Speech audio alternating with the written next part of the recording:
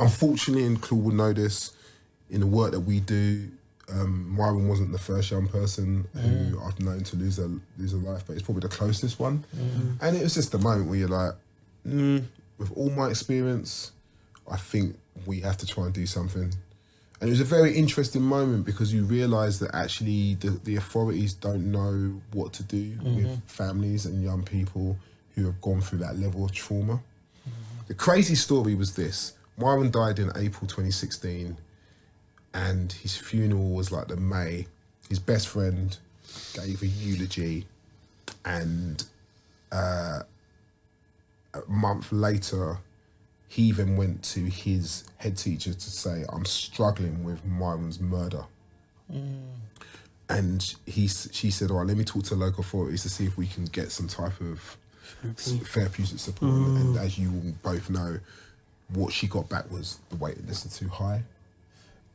But also more worryingly, they actually said, does he know what he's talking about? Like when he talks about he needs therapeutic support, does he really know what he's talking about? So that was like, that was like June.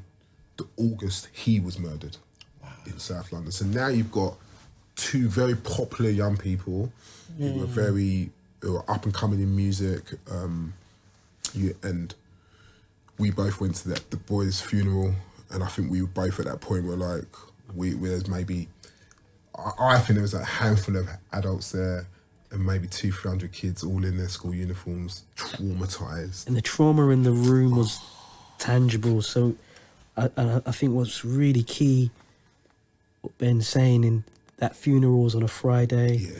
So children had gone to school that day, knowing that after school, they were going to a funeral. And you've got these different children in their different uniforms from in the borough and outside of the borough. And we scanned the room and there was a handful of adults.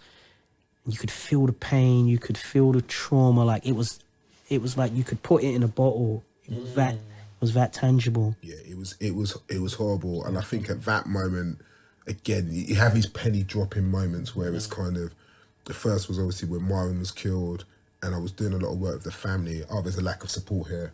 The second penny dropping moment was like, oh, actually trauma has the ability to spread in an indirect way. Like it's not just about the direct nature of violence impacting that family or young person. Right.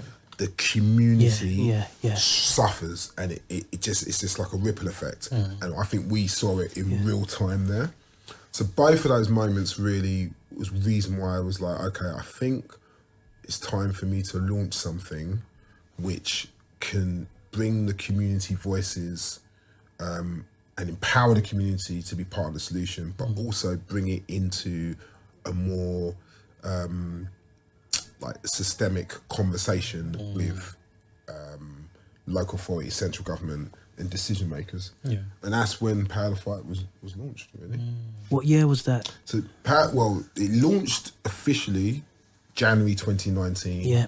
But 2018 was when I was doing a lot of the groundwork.